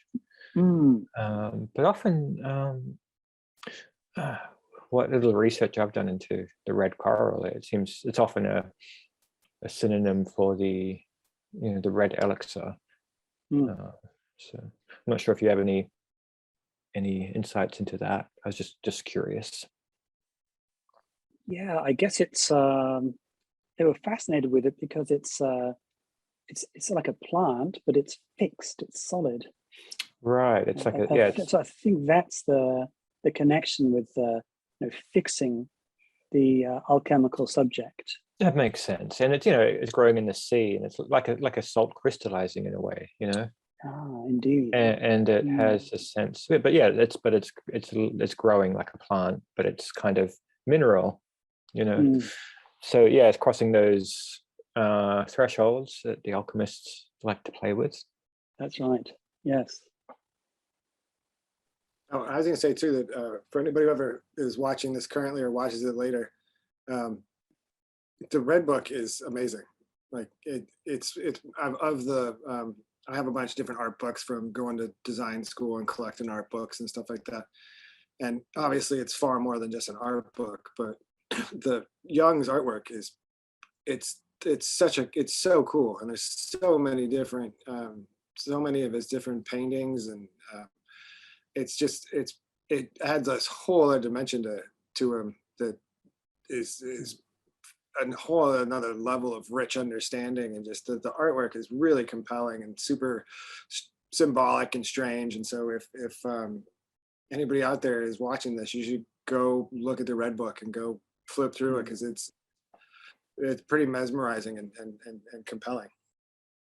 It's absolutely, I mean, it's so deep, and this is where my question leads in. You've got your serpent and your crucifix, but you've also got it with the procession of the ages, which is kind of timely right now, right? So the symbolism of this with the timing marker of that, what is the deeper what is the relationship between kind of the time that we're in now, sweetie, and this serpent? And yeah, gee, well, I guess all I could say is that there is a relationship between the critical points of transition within each one of us and those critical points of transition within society. Yes, and right? I think so, yeah, absolutely. And I think if you look at the history of Gnosticism or the Gnostic traditions, you'll see that there's this very close relationship between the attainment of enlightenment by these particular figures. So I'm thinking of like the Kabbalah, Abulafia, the Christian Kabbalah, I guess Gichtel or Jakob Böhme. But there's a, particularly amongst the Rosicrucians, very close relationship between the enlightenment or the sort of the transmutation of the individual and the transmutation of society as a whole. And that's where the sort of prophecy comes into it, because it's the same serpent. It's the same path, but it's on a macrocosmic scale when it comes to our society. I mean, we're certainly chaotic at the moment, and we're certainly stressed, and we're certainly psychedelic as a culture without the hallucinogens. Like, we've kind of gone totally off the beam at this time. So it's kind of interesting, right? We're at an opportunistic point in time, I would say. Totally. Possibly. Yeah, absolutely. Yeah, I think with this second psychedelic revolution, I think you could well be seeing some perhaps unforeseen consequences of that, just as we had to some extent in the 60s as well. Because you can get a critical mass when you get a lot of people transforming themselves, raising their consciousness, and one can only hope, but transcending the sort of dark forces that are assailing our society at the moment, very forces of disinformation and manipulation and control, and as you said, exactly. utilizing our demons to take advantage of us. Exactly. And really, utilizing our innate goodness in that regard, because none of us want to be controlled by our demons, or we don't want to be demonic, but that's manipulating that innate goodness, which is really shocking, diabolical, malevolent. I think part of the thing is that society, there are some things going on in society that is so malevolent that it's very hard for people to get their head wrapped around them, and it's very disconcerting. But anyway, onward, my love. Next slide. Okay, next slide. Just quickly looking at there's a seven-headed figure here. I was looking at the origins of Jung's imagery, because Jung had a quite a well-known vision of himself transformed into Christ on the cross, and a serpent winding its way up around him, and then its head is transformed into that of a lion. So the Christian imagery there seemed to me to be strongly related to the work of G.R.S. Mead, who was Madame Blavatsky's secretary for a while, but was also in the Interoception, I think it was called, a group which sort of straddled the Golden Dawn and the Theosophical Society, and which tried to combine these Eastern and Western sort of quasi-tantric traditions. And so I think that's as close as I could get to the origins of Jung's, sort of the immediate origins, historical origins of Jung's imagery there. Of course, there's also Mithraic imagery as well with regard to the lion's head, which I kind of go into as well later. Here again, the floor of the vaults and the ceiling of the vaults in the tomb of Christian Rosenkreuz, Golden Dawn, the Rosicrucian imagery based on the Fama Fraternitatis. Again, this mirroring of the upper and lower worlds, sort of higher serpent and the lower serpent. And one of the most interesting things that I discovered while I was reading a lot of Golden Rosenkreuz manuscripts. So the Golden Rosenkreuz are a very large and powerful Rosicrucian group in 18th century Germany, and quite a bit of the ritual of the Golden Dawn is related to Golden Rosenkreuz. I found that the Golden Rosenkreuz were actually derived in part from a group of Behmenists, so followers of Jakob Böhmer, called the Angelic Brethren, and a guy called Gichtel. Okay? And you're probably well aware of some of the engravings associated with Gichtel's work and his edition of Jakob Böhmer's work. Here's one of them. The dark human that I showed you earlier is also one of Gichtel's emblems, one of his engravings.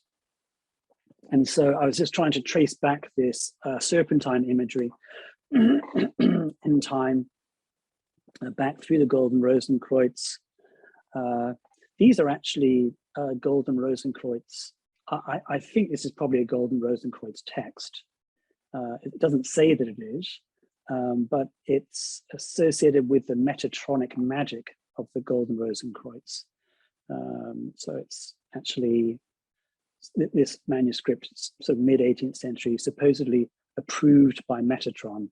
And the imagery there is obviously related to the Golden Rosenkreuz imagery of the time.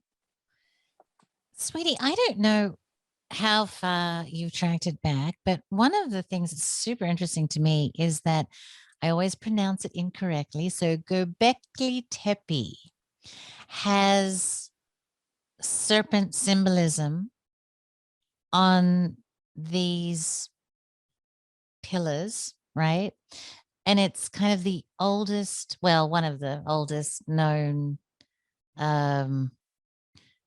temple creations of humanity, right? And so as far as we have kind of documented it as in terms of history.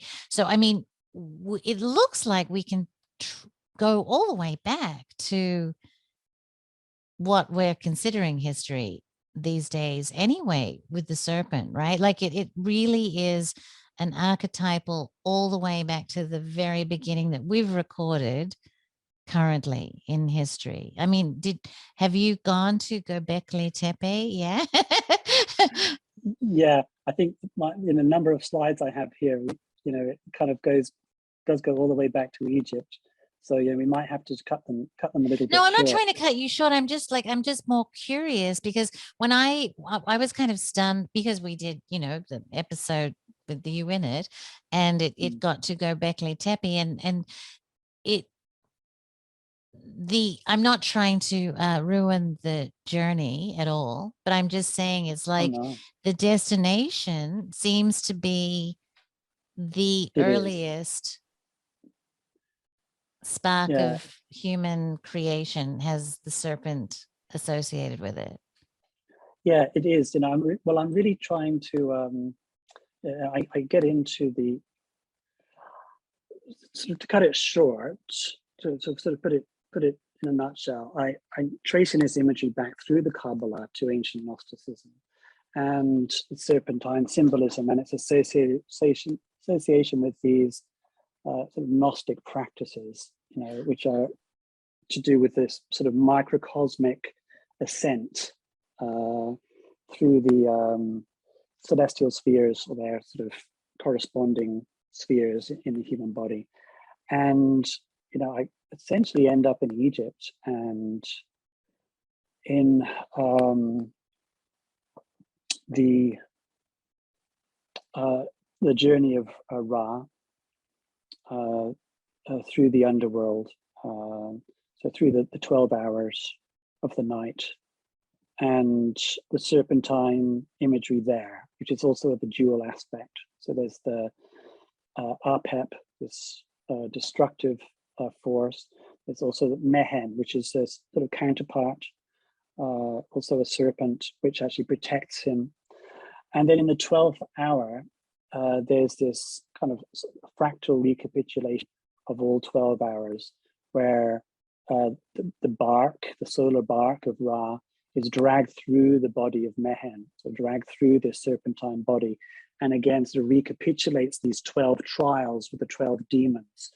And you can see this in Gnostic texts as well.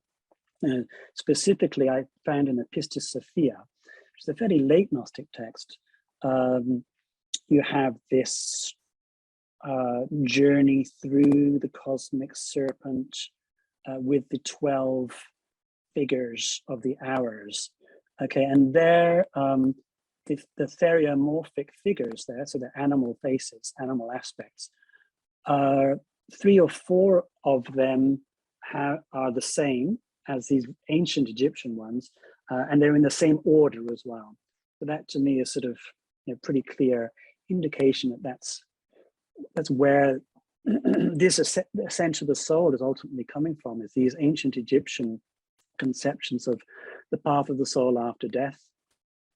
So just again, because I'm 101, right? You guys are all university degree guys. I'm all just 101.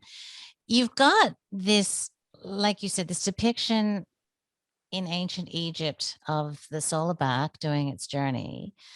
But do you look at the Gnostics because there's more records of what they were actually talking about to try to piece together what the story of the solar bark is telling us? Like, is it, for instance, like in season 2 and 3, we go to the Taoist texts to try to understand symbolism that we see. So for you, the Gnostics provide a very good body of documentation of explaining what the process is. Yeah, I guess for myself, I'm not an Egyptologist, so I was coming at it from the perspective of the history of Western esotericism, Western Gnostic traditions. And then I was sort of interested, where's that coming from? And I was trying to trace these practices back, these Gnostic practices, and also this Gnostic imagery.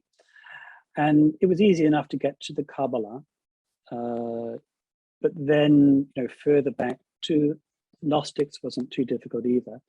But then I was continued sort of this genealogy and continued trying to trace it all back. And I came to what's called the Chaos Kampf mythology, the chaos battle mythology of the ancient Near East. So Egypt, but of course also Sumeria and Babylonia. But I think specifically Egypt is of particular importance when it comes to the origin of these Gnostic conceptions which you find around the time of Christ. This sort of explosion of Gnostic groups, people trying to escape the realm of the demonic influence of the stars and planets. Yeah, just on that point, I mean, there's a lot of people who want to try and trace so many things back to Egypt, right? Like legitimately or otherwise. And but I think with these traditions that Hereward is talking about, especially the Gnostic traditions, but also overlapping with the Hermetic tradition, early Hermetica, the Greek magical papyri, and so on.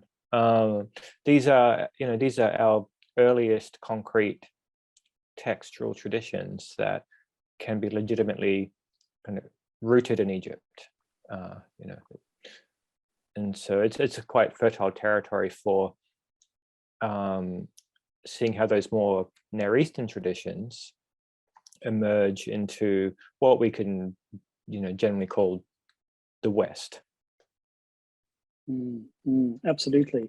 I must say I wasn't looking for Egyptian origins because I'm sort of well aware of the fact that many people, particularly in the Rosicrucian tradition, trace their mysteries to Egypt. And so when I started looking at Egypt, I was like, oh yeah, right, Egypt, okay. Perhaps slightly skeptical because of that. And but then I started looking at it more closely. I was like, oh right, okay.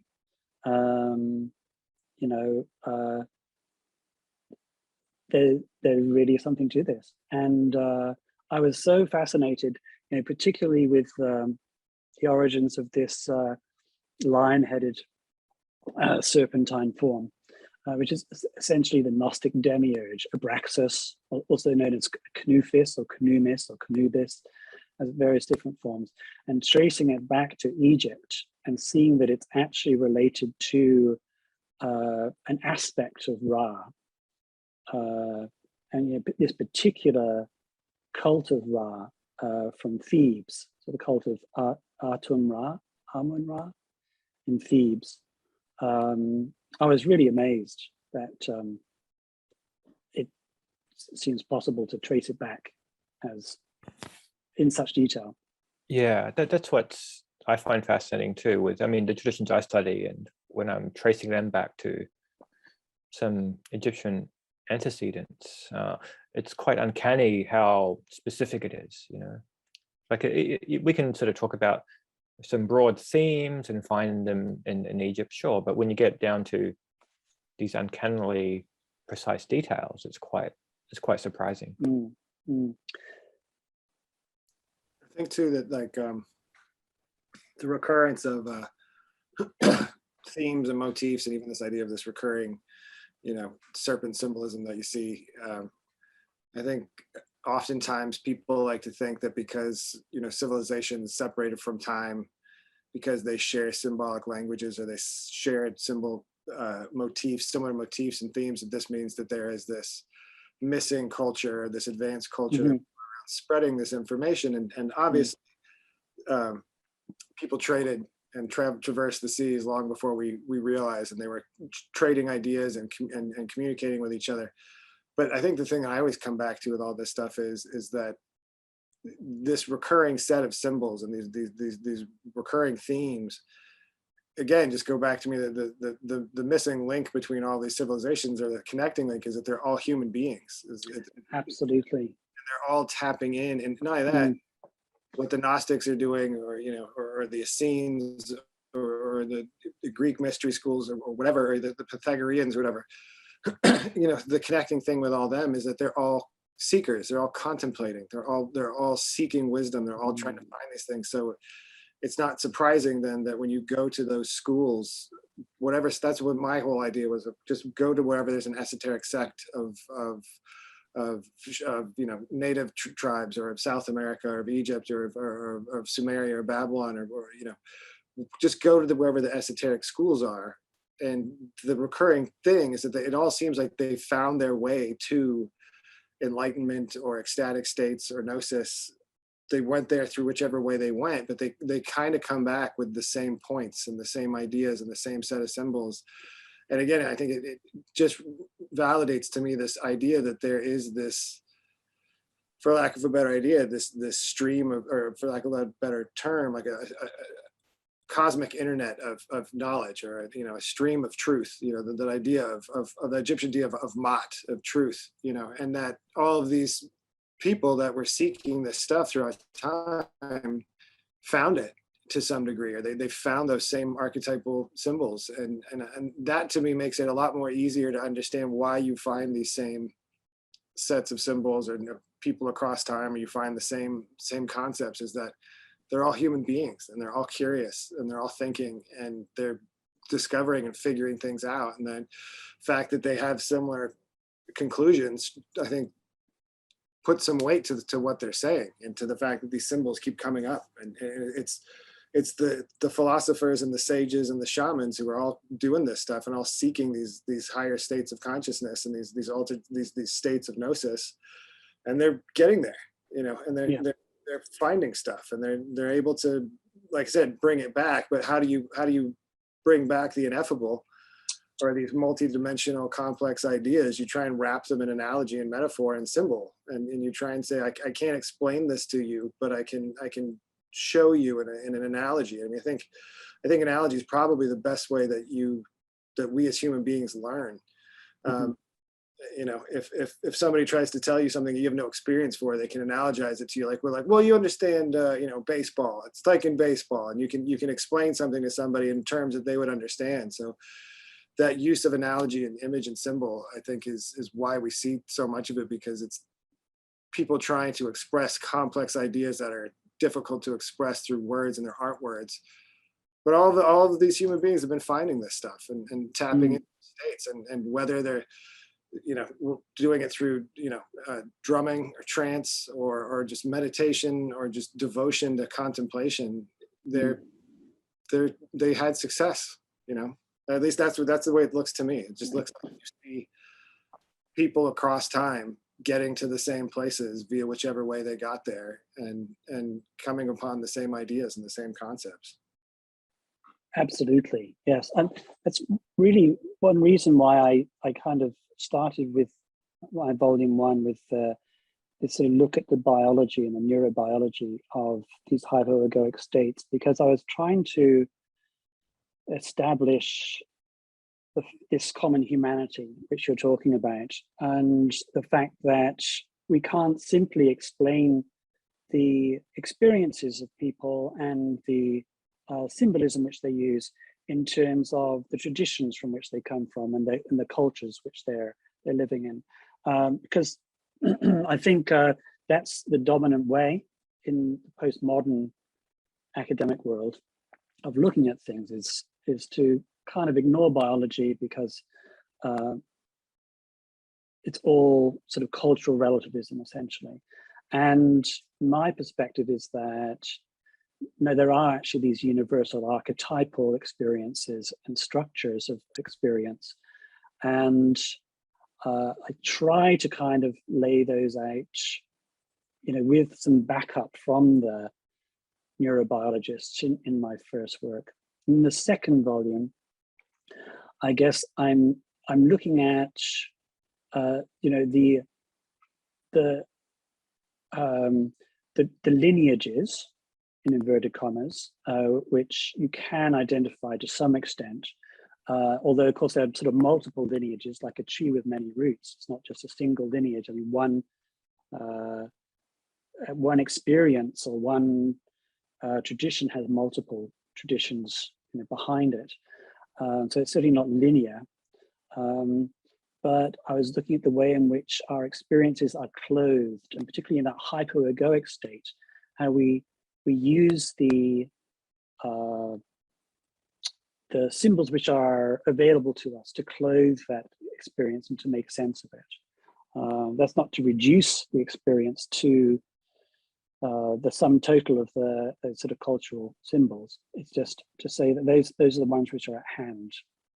And then I was sort of tracing those back.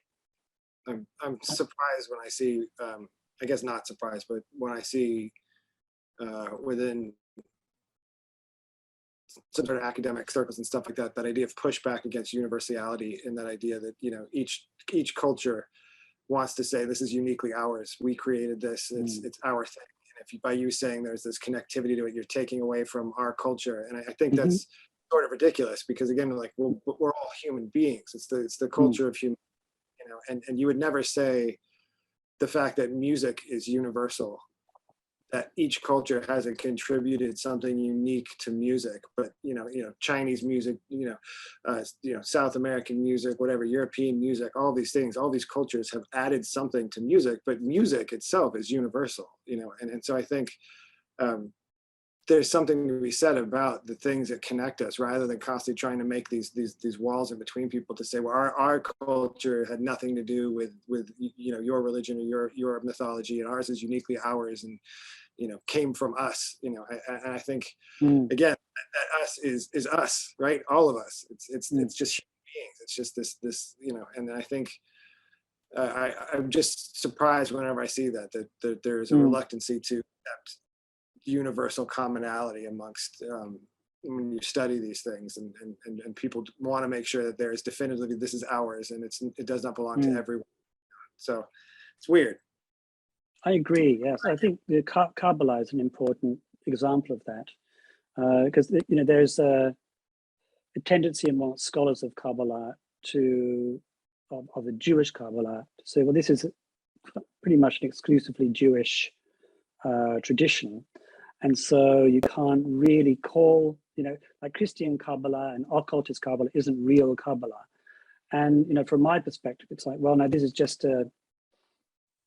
it's just the tree growing, it's the tree of Gnosis growing through history.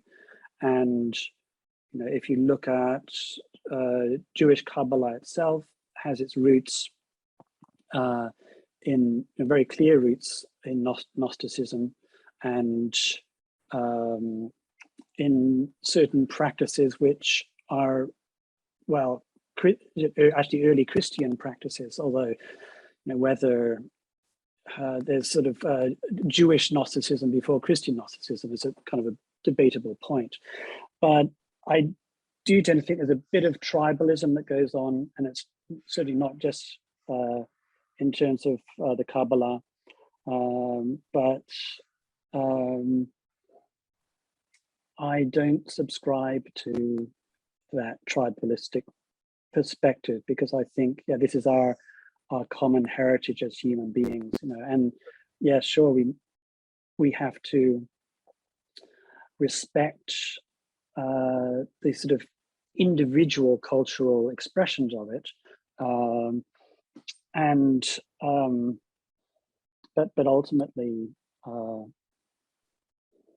know, I don't look upon Christian Kabbalah as in a cultural appropriation to me, or occultist Kabbalah as cultural appropriation. To me, it's No, I think of it even if it is, it's like it's still legitimate on its own level. I just use the term like the stories of mankind. Like they're just all the stories of humanity, you know. And so there's no need to try and to separate them. In my mind, in my opinion, like that's helpful for me, is to just think of it all as just the collective work of human thinkers, of people that were compelled to contemplate and ponder and wonder and think, and they're everywhere, you know. At whatever point in time, the connecting link is that it's all the same human brain, right? You know, exactly. Just as curious 2,000 years ago or 4,000 years ago as we would be curious today. So, you know. Precisely, that's right, and with the same basic tools. Yeah. Same basic biological tools. That curiosity to know, to that amazing aspect of our brains that allows us to contemplate, to ponder who we are and what is all this stuff. I mean, I often think about my dogs, and I wonder, like, you know, with their level of cognition, they don't seem to be spending a whole lot of time pondering their existence or what life is. Maybe they are. Maybe they're deeply in, and maybe they understand it in such a way that they don't need to. But it is one of those components of the human brain that is certainly, you know, seems almost at least unique, but we can't know because we're not in those other brains. But the human brain has this ability, or this function to understand itself in a way, and to tap into these states of knowing, and to tap in, like I said, you take psychedelics and there's this geometric backbone, or this geometric structure to these things, and it's you know, it almost seems like that there's that saying, like, you know, creature can't know creator, but it almost seems like you kind of you can, that the human brain is sort of wired to that point to where it's saying, like, you can have access to knowledge, and if you seek it, you'll find, you know, seek and you shall find, all those cliches and those sayings. Like it's truly a marvel that we have this ability to tap into knowing, into states of knowing that explain the mysteries, or at least to some degree, if you experience them for yourself. Obviously, you know, to be something you have to experience. Absolutely. Tell it to you. But yeah, it's the more I look at our brain and our ability to do these things, it's certainly makes me wonder what it is that separates humans from all these other animals, because we are just another animal. We're just another mammal, you know, but we have this computer, this brain in our head that allows us to see the structure of the world and be able to figure out physics, and, you know, put an airplane in the sky and put electricity in the walls, and to tap into these truths that we can manifest and build our life and progress on. And it's no pun intended, it's pretty mind-blowing when you think about it, you know. Totally. It's quite remarkable. And I think, yeah, our ability to adapt, you know, that to me seems to be so central. It's like that transformative aspect of self-knowledge. So it's not knowledge for knowledge's sake. It's knowledge for the sake of adaptation, and I guess ultimately, you know, happiness, or, you know, coming closer to you know, a satisfying, healthy life. I think that's universal. It's what obviously we're all or wanting that. So, did Aaron have something to say there? Oh, I was just going to add to what you're saying earlier, but just that universality of traditions. I often compare it to many paths up a mountain which can converge at the peak, right? And so when you begin at the bottom of the mountain, you're beginning at very different points that are completely removed from each other.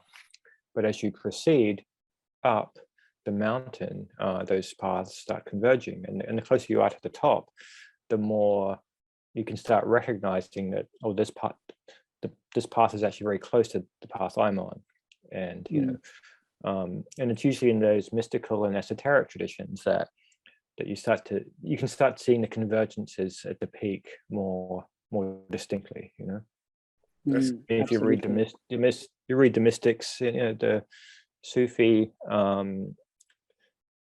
Jewish, Sufi, and Christian mystics of the medieval period, even though their theologies are very different, their mystical insights are almost identical. That's a good analogy. I like it. That's beautiful. Reminds me of the Mons Philosophorum. It's a beautiful. I don't have it here. I would show it to you, but I think probably you know the one, the Golden Rosenkreuz. Image of the climbing the mountain of the philosophers. Yeah. Maybe this is a good time to. We've been going a couple of hours now. I noticed there's a few questions. This might be a good time to sort of wrap up fairly soon. What do you reckon? Yes, sweetie. I was just asking people if they had any questions, but I don't see any, just more comments than anything. But they're comments, are they, right? Yes, but I think one thing that's kind of critical is, where do we get this fabulous book from, my dear? Oh, well, Aaron is the publisher, Rubido Press. It's done a fantastic job, I think, with the design and the layout. It's absolutely gorgeous production. So if you go to Rubido Press online, which one is, word? It's rubido.press. Okay. We can put a link in. We can put a link. I wasn't sure if it was a .com. So it's rubido.press. And you have the first volume out. When should we expect the second volume, my dear? Next year. Ooh, okay. Yes, that's just around the corner. Yeah, well, I'm kind of 3/4 of the way there. Yeah, I'm still sort of rummaging around in ancient Egypt because it's kind of fairly new to me, so I'm trying to get my head around a few things. Fantastic. Well, thank you, guys. This has been very deep. I have to say, very, very, very deep and very interesting. Oh, hold on. Let's see what we have now. Oh, what great. Okay. So we have the website. Thank you, Aaron. That's fantastic. And thank you guys for showing up and being part of this. And I'm going to pop this on YouTube for everybody else to enjoy as well. But thank you, Hereward. This has been very, very thought-provoking and great questions, you two. Really, really interesting. Yeah, thanks for coming, guys. That was great. Really enjoyed it. Oh, super interesting. Yeah, thanks, Hereward. And like I said, that book cover, as a designer, book cover looks great. Thank you. I was going to say, I think Aaron did it. It's a Gustave Doré image. I can't really take credit for that, but it's a nice layout, though. Graphic design, you use pre-existing images all the time, so it's just a sharp-looking book. Thank you. Now, I should mention too. So you can get the book through Rubido website directly, but if you're in the UK, Watkins Books in London has it in stock, as far as I'm aware. And if you're in Canada, Anathema Publishing, I think, is also carrying some stock. So, if those are a little closer to home, you can try those as well. And so for Australians and New Zealanders, directly to you, it comes out of New Zealand? Not at this point. No. So if you get it directly from Rebito, it'll ship from our North American warehouse. Okay. At this moment, I can't even go to the post office at the moment, you know. So you're in that much lockdown? Yeah, post offices are not open for essential. Yeah.